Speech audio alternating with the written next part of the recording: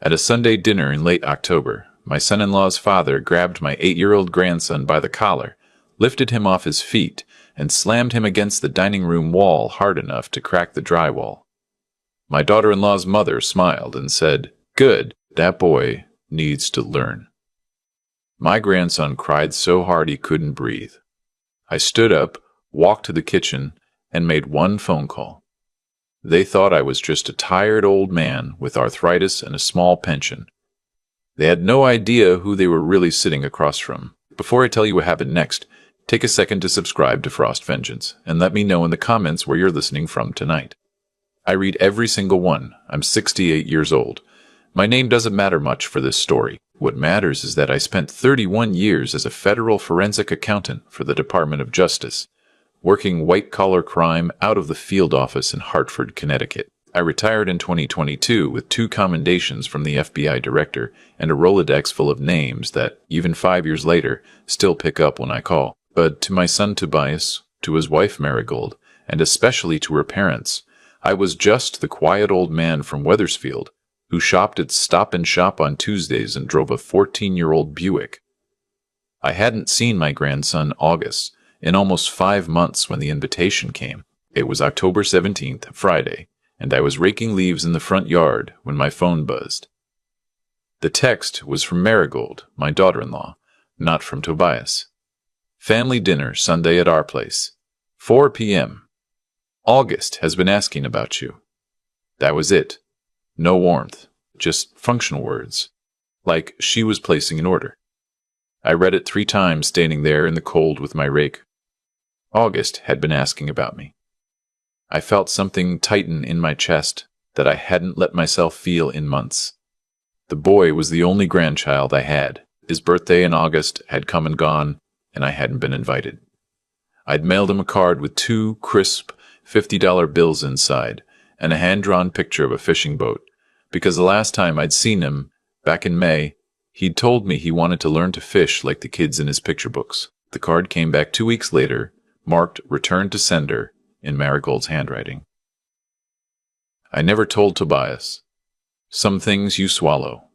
I texted back, "I'll be there. Should I bring anything?" She didn't respond. Sunday came with a cold gray New England sky, the kind where the air smells like wood smoke and something is always about to rain, but never does. I drove the 40 minutes to their place in Glastonbury. They lived in one of those new developments on the east side, all beige siding and 3-car garages, paid for, I knew, by Marigold's father, a man named Quentin Vexley. Vexley owned a chain of luxury car dealerships across central Connecticut. 3 locations. He liked everyone to know about all 3. I parked my Buick at the curb because their driveway was already full. It was Marigold's BMW, Tobias's old Subaru, Quentin's Range Rover, and Quentin's wife Pernilla's white Mercedes. I sat in my car for a minute and looked at all those clean, expensive vehicles and at my dusty brown sedan, and I almost laughed, because 30 years ago I'd helped put a man in federal prison for buying cars exactly like Quentin's with money he'd skimmed from a pension fund. The world has a strange sense of humor sometimes. Marigold opened the door wearing an apron over a cashmere sweater. She gave me a smile that didn't meet her eyes. "Oh, you're early." I was 4 minutes early. "I can wait in the car," I said. No, come in take your shoes off." The house smelled like rosemary and money. I padded into the living room in my socks and saw August sitting on the carpet with a coloring book. The moment he looked up and saw me, his whole face changed. He dropped the crayon and ran across the room and threw his arms around my legs. "Grandpa, you came! You came!"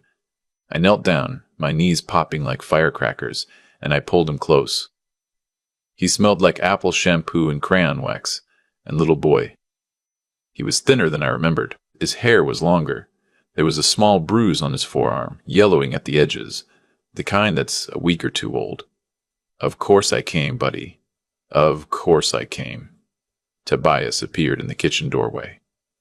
My son. He was 36 years old, tall and lean. But he stood like a man who was always apologizing for taking up space. His shoulders had a curve to them now that hadn't been there 2 years ago. He gave me a small wave. Hey, Dad. Hey, son. That was all we got out before Quentin Bexley walked into the room. He was a big man, 6'2", broad in the chest, with a thick silver mustache and a face permanently flushed from either alcohol or pride or both. He was holding a tumbler of bourbon at 3 in the afternoon. His wife Pernilla followed him, a small, sharp woman with helmet-stiff blonde hair and a string of pearls she rotated between her fingers like a rosary made of judgment. "Well, well," Quentin said, looking me up and down. "Look who decided to show up. Tobias, get your father a drink. He looks like he could use one." "I'm fine, thank you," I said. Quentin sat down in the armchair, the good armchair, the one Tobias had bought when he and Marigold first moved in. "Heard you finally retired. What was it again? Some kind of office work for the government?" "Accounting," I said. "Accounting." He drew the word out like it tasted funny. "Bean counting. Pushing pencils." "Well, hey, somebody's got to do it." He winked at Pernilla. "Me, I built something. 3 locations. 42 employees. You ever wonder what it would have been like to actually build something, Tobias?" Tobias stared at the carpet. "Dinner's almost ready," Marigold called from the kitchen brightly. Like nothing was happening. We sat down at the dining room table. August was placed between his mother and his grandmother Pernilla. I was placed at the end, the seat closest to the door. Quentin sat at the head. Tobias was on my left.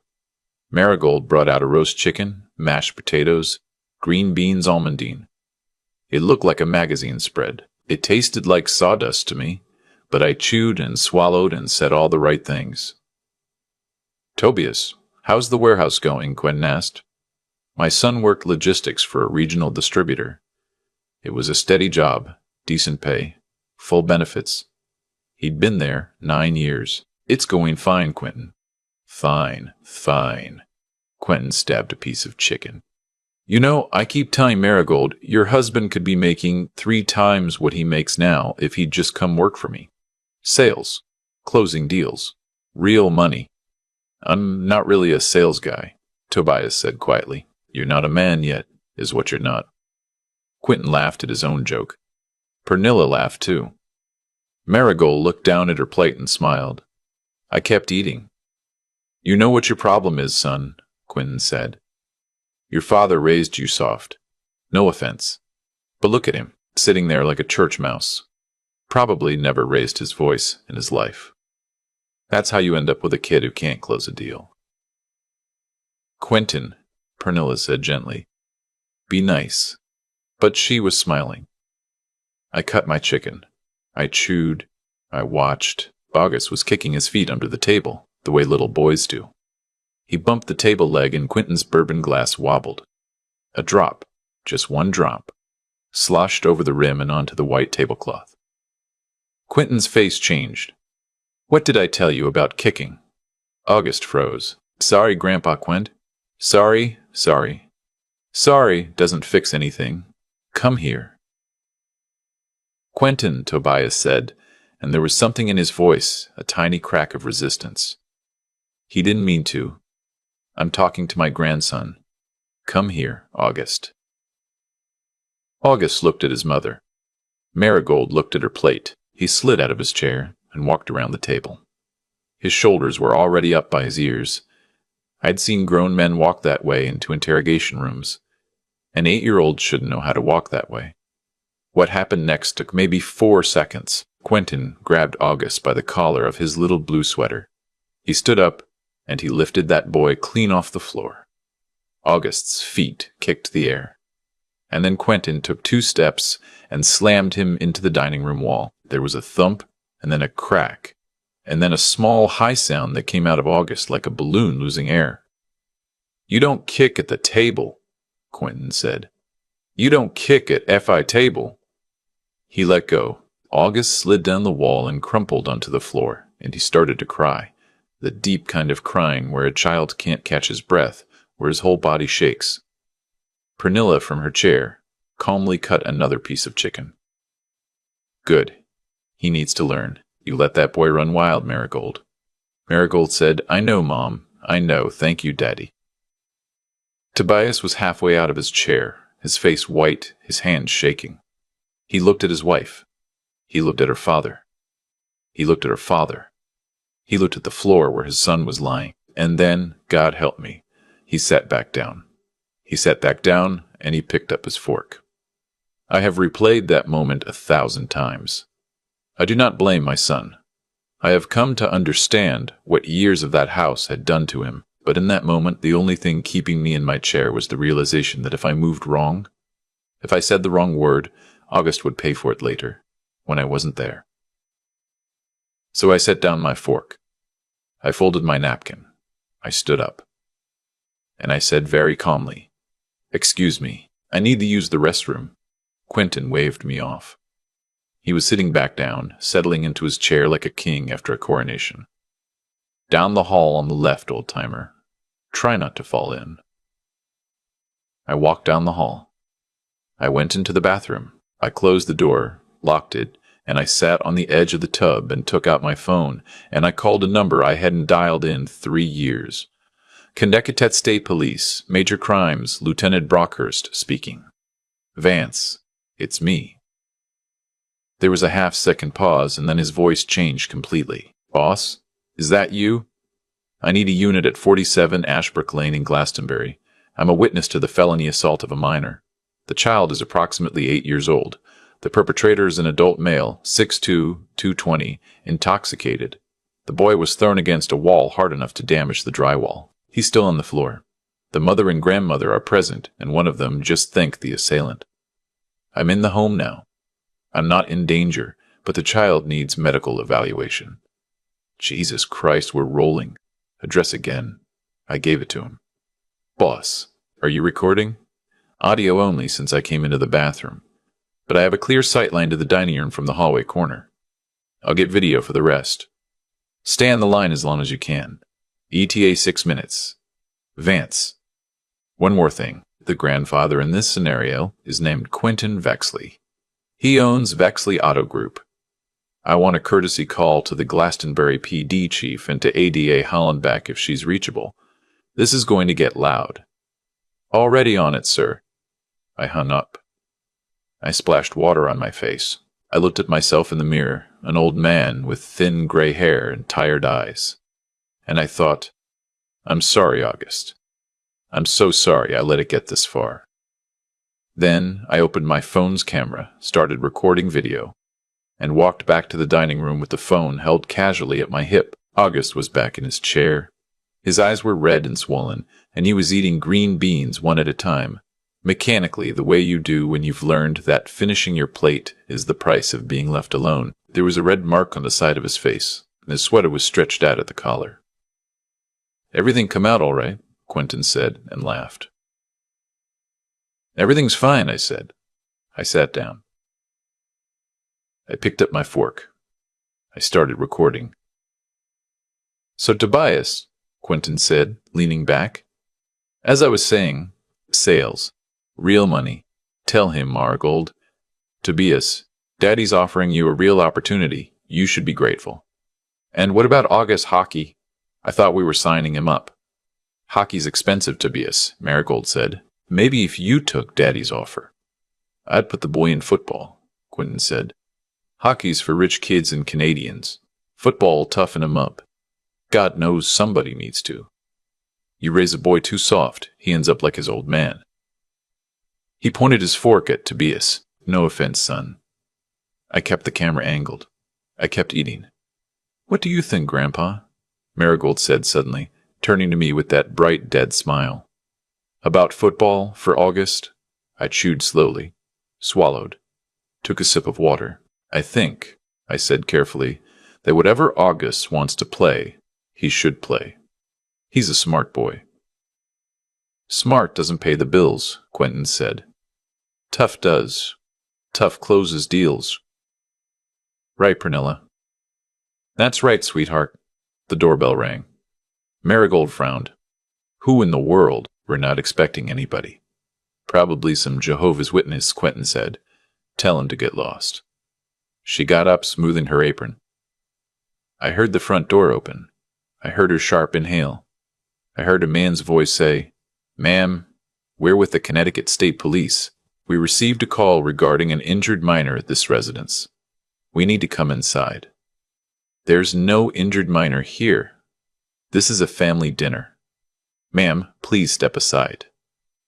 Two state troopers came through the front hallway. Behind them was Lieutenant Vance Brockhurst, 55, gray at the temples, who had been a young deputy sheriff in Hartford County 26 years ago when I'd helped him build his first major financial fraud case. Behind him was a Glastonbury PD officer and a paramedic with a bag. Quentin half stood. "What the hell is this?" Vance walked into the dining room. His eyes scanned everyone. They landed on August. His face hardened. "Son," he said gently, kneeling down. "I'm Vance. I'm a police officer. I'm going to have my friend here take a look at you, all right? Just to make sure you're okay." The paramedic crouched down. August looked at his mother. His mother, for the first time, looked frightened. "This is harassment," Quentin said, his voice booming. "This is private property. You can't just walk in here. I'll have your badge." "Sir, please sit down," the Glastonbury officer said. "Do you know who I am?" Vance straightened up. He looked at Quentin. Then he looked at me. The smallest nod passed between us, and I saw his face register something deeper than recognition. It was something close to relief. The kind of look a junior officer gives a senior officer when the cavalry has arrived. He'd been the junior once. "Mr. Vexley," Vance said evenly, "we're here in response to a call from a witness in this home reporting a felony assault on a minor. I'd like you to remain seated." "Witness? What witness?" Vance turned to me. "Sir, can you confirm what you reported on the phone?" I set my fork down. I wiped my mouth with the napkin. I looked at Quentin Vexley across the table. "My name is Wendell Kofer," I said. "I'm August's paternal grandfather.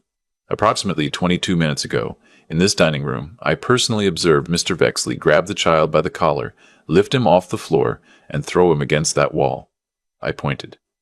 There was a small dent and a hairline crack visible in the drywall. The child was unable to breathe normally for approximately 40 seconds afterward. Mrs. Vexley audibly approved of the action. My daughter-in-law thanked her father. "The child has visible marks consistent with the impact, and I have video of the verbal context that followed." Quentin's face had gone from red to purple to a kind of waxy gray. You called the cops? At MY dinner?" "You were at your daughter's dinner, sir," Vance said, "and it's not your call to make. And who the hell are you to walk in here and take his word over mine, my word, against some shriveled-up little pencil pusher?" Vance's jaw tightened. "Mr. Vexley," he said, "this man is Wendell Kofer. He served 31 years as a senior forensic accountant with the Department of Justice. He testified in over 200 federal cases. He helped train me when I was 26 years old. When he calls and tells me what he just saw, I believe him before he finishes the first sentence." The room went very quiet. Marigold was looking at me as if she'd never seen me before in her life. Pernilla had stopped fingering her pearls. Tobias was staring at me, and his mouth was slightly open, and I saw something in his eyes that I had not seen in a long, long time. It looked like a child waking up. The paramedic stood up from August. "Sir, I'd like to take this little guy to the ER for x-rays. He's got tenderness along the upper spine, and his pupils are slightly uneven. Could be nothing, could be something." "He's fine," Marigold snapped. "Don't touch him. He doesn't need a hospital." "Ma'am," Vance said, "with respect, that decision is not yours alone right now. The father is also present." Tobias looked up. His hands were on the table, palms flat, like he was steadying himself against an earthquake. He stood up slowly. "Take him," he said. His voice was hoarse. "Take my son to the hospital. I'll ride with him." "Tobias." Marigold's voice cracked. "Don't you dare." "You laughed, Marigold." "What?" When your father threw our son into the wall, you said thank you to your father. Tobias. Take him to the hospital, Tobias said to the paramedic. I'm coming. The paramedic gathered August up, wrapped a small foil blanket around his shoulders, and walked him out. As he passed me, August reached out and touched my hand. Grandpa, he whispered. Are you coming? I'll be right behind you, buddy, I promise. Quentin Bexley was arrested in his daughter's dining room at 5:37 p.m. on a Sunday in October. He was charged with risk of injury to a minor under Connecticut General Statute 53-21, a Class C felony, and with assault in the third degree. They cuffed him at the table. He was still wearing his napkin, tucked into his collar. Pernilla was not arrested that night, but she was given a stern lecture about Connecticut's mandatory reporting laws, and informed that she would be receiving a follow-up call from the Department of Children and Families. Marigold sat at the dining room table after they left, and she cried. She cried very loud. I did not stay to comfort her. I drove to Hartford Hospital, and I sat in the waiting room with my son. August had a hairline fracture of the C2 vertebrae, a high cervical fracture, the kind of injury that, with a different angle, with a fraction more force, leaves an 8-year-old in a wheelchair forever. Or worse.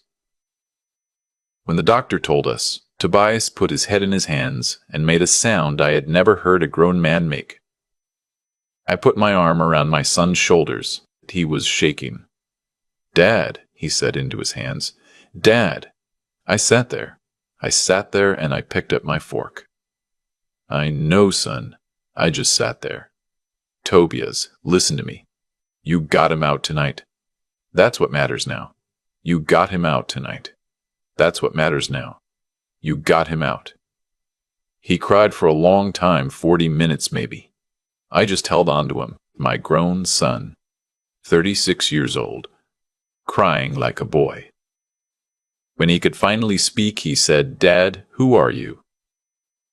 I sat back in the plastic hospital chair and thought about how to answer.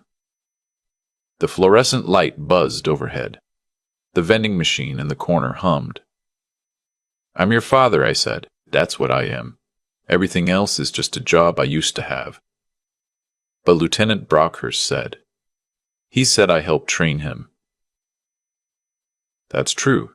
He said I worked white-collar crime for the DOJ. That's true, too.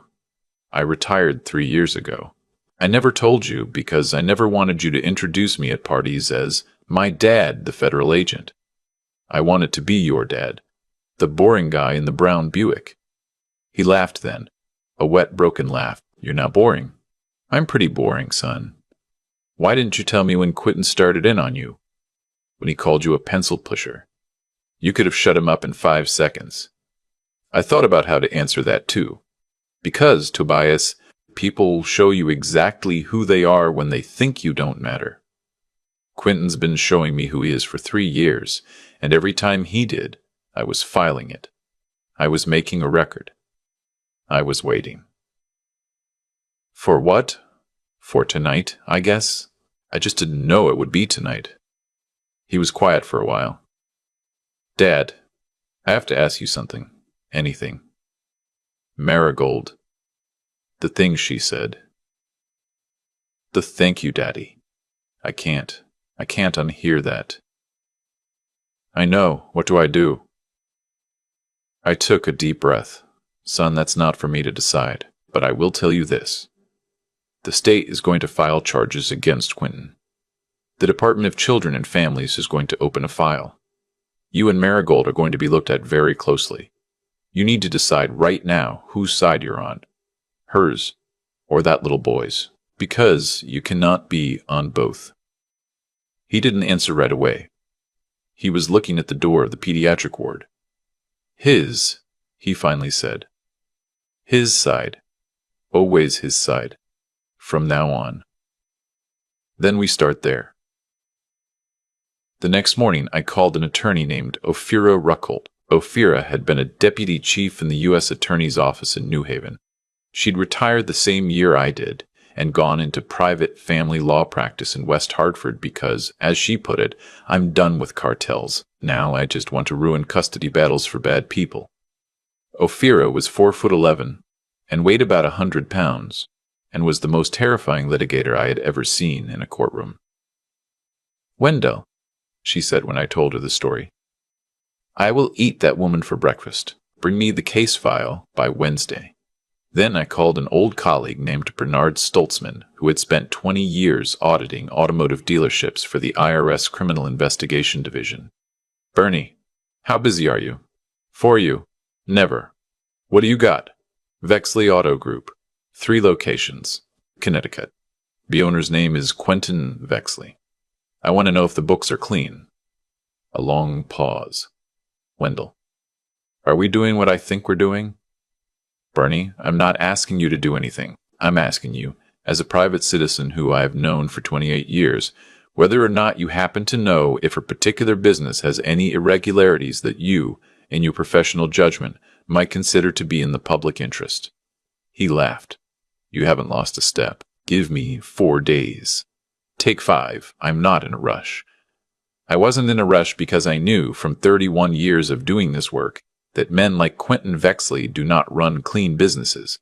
Men who casually throw their grandchildren to walls do not pay their taxes correctly. Men who treat people like that on Sunday afternoons do not file accurate quarterly statements. There is a tax to being a bully, and the IRS eventually comes to collect. 3 days later, August came home from the hospital wearing a soft cervical collar. He was going to be fine. The fracture was stable, no surgery required, 6 weeks in the brace, and then physical therapy. He came home to my house in Wethersfield, because that's where Tobias was now staying. Marigold had refused to leave the Glastonbury house. She had also refused to visit her son in hospital. She had hired an attorney, a man from Stamford named Hollander, who was already filing motions about parental alienation. Hollander didn't know yet that he was about to meet Ophira Ruckold. The first week, August barely talked. He would sit on my couch with my old golden retriever, Biscuit, and stare at cartoons without laughing. He flinched at loud noises. He had a nightmare every single night, and would crawl into Tobias's bed at 3 a.m. I bought him a fishing pole, a real one, and put it in the corner of the living room where he could see it. I told him as soon as the doctor said it was okay, we'd go up to my brother's cabin in Vermont and catch a trout. The first time I saw August smile again was the night he asked me, "Grandpa, were you really like a spy?" "No, buddy, I wasn't a spy. I was an accountant. But Daddy said you put bad guys in jail." I helped, sometimes. There were a lot of people who helped. I just looked at numbers. Numbers are kind of boring. Numbers are very boring, August. That's why bad guys think nobody's watching. He thought about that for a while. And then he said very seriously, "I think I want to be an accountant." I laughed so hard I cried. 2 weeks later, Bernie Stoltzman called me back. "Wendell, sit down." "I'm sitting." Vexley Auto Group has been running a curb-standing operation across all 3 locations for at least 6 years. They're buying salvage and flood title vehicles out of state, washing the titles through a Shell LLC registered in Delaware, and reselling them as clean used cars. I count at least $1.4 million in unreported income, probable wire fraud, and almost certainly mail fraud given the financing paperwork. There's also a pattern of structured cash deposits that screams Bank Secrecy Act violations. Bernie. That's beautiful. There's more. The Shell LLC, the registered agent is Pernilla Vexley, the wife. She's all over the paperwork. She's not just an accessory, Wendell. She's a co-principal. I took a slow breath. Bernie, I think a concerned citizen, perhaps an anonymous one, might want to file a formal tip with the IRS Criminal Investigation Division and maybe a parallel complaint with the Connecticut Department of Motor Vehicles. And possibly, just possibly, a heads-up to a friend at the State Attorney General's Consumer Protection Division. Wendell, you magnificent old bastard. Bernie, I'm just an old man on a pension. Right. I'll have the documentation packages ready by Friday. I hung up. I sat on my back porch in the cold November air. Biscuit came and put his head on my knee. Inside, I could hear August laughing at something on TV. Tobias was on the phone with Ophira, discussing a motion for emergency temporary custody. I want you to understand something. I was not happy that day. I was not gleeful. I was not enjoying it. I have never enjoyed this part of the work. What I felt was a kind of cold, settled certainty. The same way you feel when you finally fix a leak in the roof that's been bothering you for months. You don't celebrate. You just stop hearing the drip. The criminal case against Quentin moved quickly because the evidence was overwhelming. My phone video, the medical records, the cracked drywall photographed by the responding officers, August's eventual videotaped interview with a child forensic specialist, Quentin's attorney, a high-priced defense lawyer out of Hartford, tried for a plea. The state's attorney refused. They wanted trial. They wanted a public conviction. In the meantime, 6 weeks after the dinner, Quentin Vexley received a registered letter from the IRS Criminal Investigation Division informing him that Vexley Auto Group was the subject of a criminal tax investigation. 3 days after that, he received a second letter from the Connecticut DMV, suspending the dealer licenses of all 3 locations pending review. 2 days after that, his floor plan financing was pulled by the bank because dealer license suspensions void the loan covenanters. In the span of 1 week, Quentin Vexley went from being a man who was out on bail awaiting trial to being a man whose entire business empire was frozen, his bank accounts under scrutiny, and his wife under separate criminal investigation. He did not understand what was happening. His attorney did not understand what was happening. Quentin called Tobias at one point screaming that, "Your fucking father did this to me." And Tobias quietly said, "I don't think he did anything, Quentin. I think you did anything, Quentin. I think you did," and hung up. Marigold filed for divorce in early December, or rather, she filed divorce papers as a tactical maneuver, expecting Tobias to fold. Hollander expected a sleepy, uncontested split with Marigold getting the house and primary custody. Instead, he got Ophira Ruckold. She filed a counter-petition the same afternoon with 37 exhibits attached, including the medical records, the police report, the DCF preliminary findings, and 3 sworn statements from neighbors describing past incidents of yelling and slammed doors at the Glastonbury house. By Christmas, Tobias had emergency temporary custody. By February, he had full custody with supervised visitation only for Marigold, and only after she completed a court-ordered family violence counseling program. She did not complete it. Marigold, it turned out, did not handle being the small one in the room. The criminal trial of Quentin Vexley began on March 9th. Tobias did not attend. He stayed home with August. I attended every day. I sat in the 3rd row behind the prosecutor's table in a clean blue suit I'd bought specifically for the occasion. Quentin saw me on the first day and looked away. He did not look at me again. Pernilla had taken a separate plea deal on the financial charges in exchange for her testimony in the assault case. She testified on the record that her husband had been drinking heavily that day, that he had a history of, in her words, exuberant disciplinary style with the grandchild, and that she had been afraid to intervene.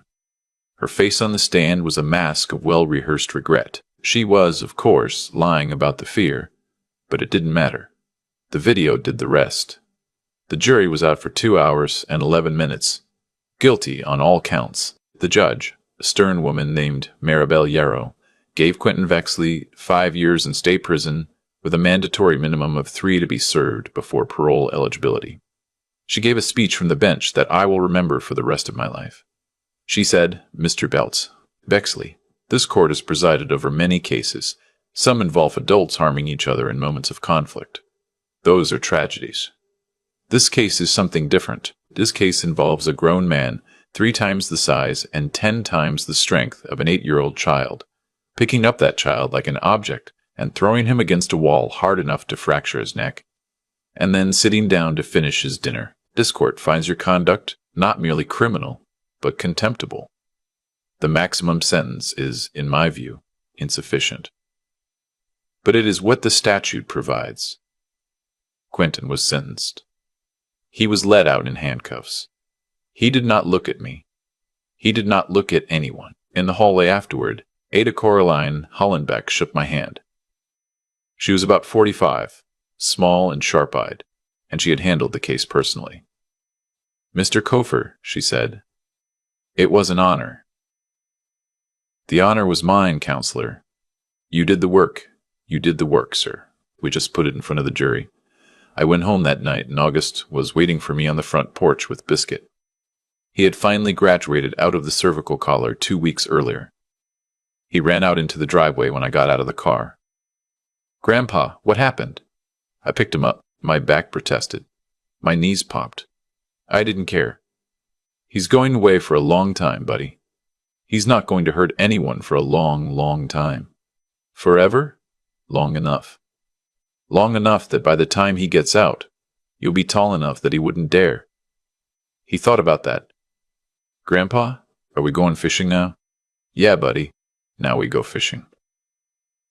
We did go fishing the following weekend, up at my brother's cabin on Lake Caspian in Vermont. August caught a 14-inch brook trout, the biggest fish of his short life. He held it up for the picture, and his grin took up his entire face. He was missing one of his front teeth by then. I have that picture framed on my mantel to this day. In the spring, Marigold tried to come back. She showed up at my house, unannounced, on a Saturday in May. She was thinner. Her hair was different. She had been, I learned later, in some kind of treatment program her mother had paid for. "Wendell," she said, on my front porch, "can I come in?" "No," I said. "Please. I just want to apologize. To Tobias. To August. Marigold. They're not here. They're at a soccer game." "Then can I apologize to you?" I looked at her for a long moment. I thought about the fishing card I'd drawn for August's birthday. I thought about her writing "Return to Sender" on it. I thought about her saying, "Thank you, Daddy." "You can say what you came to say," I told her. "I'll listen. I won't promise anything beyond that." She cried then. She told me she was sorry. She told me she had grown up afraid of her father, and she had spent her whole adult life trying to please him, because she didn't know any other way to be. She told me she had been so jealous of how Tobias loved his quiet, unimpressive, brown Buick driving father that she had needed to make Tobias small. Because if Tobias was small, then her father was big, and big was the only kind of love she understood. I listened. I did not interrupt. When she was done, she stood there waiting for me to say something. I said, "Marigold, I appreciate that you came. I think you may even mean it.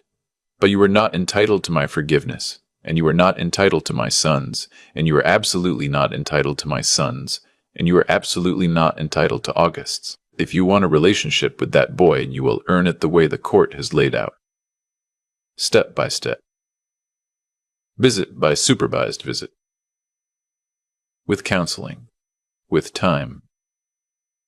You don't get to apologize your way back in. You have to walk your way back in, and the walk takes years, and it might not work. She nodded, wiping her face. "Will you tell Tobias I came?" "I will tell him." "Will you tell him I'm sorry?" "I will tell him you said so." She turned to go. At the bottom of the porch steps, she stopped. "Wendell, did you do it? The IRS thing? My father's business?" I looked at her. "Marigold, your father committed years of fraud.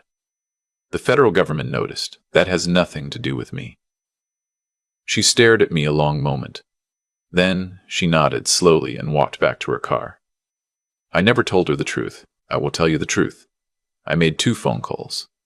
That was all. I made 2 phone calls to 2 old friends, and I told them what I had personally seen, and I asked them what, in their professional judgment, they thought a concerned citizen should do. Everything that happened after that was the system working exactly the way the system is designed to work. Quentin Vexley destroyed himself. I just made sure the right people were watching. That is the difference between revenge and justice. Revenge is a private satisfaction. Justice is a public reckoning. Revenge requires you to dirty your hands. Justice requires only that you not look away. I am 68 years old, I have lived in this house in Wethersfield for 31 years. I drive a 14-year-old Buick. I shop at Stop and Shop on Tuesdays. My grandson lives with me and his father most weekends now, because the school is closer to Tobias's apartment. But August likes my big yard and Biscuit and the workshop in the basement where I'm teaching him to whittle. He is 10 years old now. 2 years have passed since that Sunday dinner. He sleeps through the night. He laughs out loud at cartoons. He has a best friend named Theo, and they ride bikes together, and they play hockey, not football, because August asked his father if he could play hockey, and his father said yes. Sometimes late in the evening after August is asleep, Tobias and I sit on my back porch, and we don't say anything. We just listen to the crickets. And one night last fall, he reached over and put his hand on my shoulder, and he said, "Dad, thank you for everything, for all the years you didn't tell me, for the night you did." I didn't say anything back.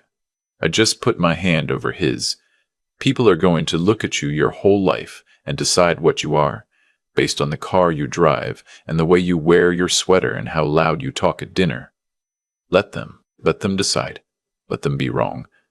The ones who matter will figure it out eventually, and the ones who don't matter will never know, and that's fine. That's exactly fine. I am the boring man in the brown Buick. I am also the man who made the call. If you stayed with me to the end of this story, I want you to know I'm grateful. Hit the like button if it meant something to you, and subscribe to Frost Vengeance so the next one finds you. Tell me in the comments where you were listening from tonight. And tell me, if you want, about the quiet person in your own family that nobody ever quite saw coming. I'll be reading. Take care of each other out there, especially the small ones. I've thought about that Sunday in October 1,000 times since it happened, and what stays with me most is not the violence. It is the silence that came before. For 3 years I sat across from Quentin Vexley while he insulted my son, while he diminished my grandson, while he drank too much bourbon at 3 in the afternoon and called me a pencil pusher in my own family's house. And every single time, I made a choice not to respond. People have asked me since, was that weakness? Was that cowardice? No, it was something I learned in 31 years of looking at numbers on paper. The loudest man in the room is almost always the most afraid. Cause and effect. A man who needs to dominate everyone around him is a man who does not believe he can be loved without it.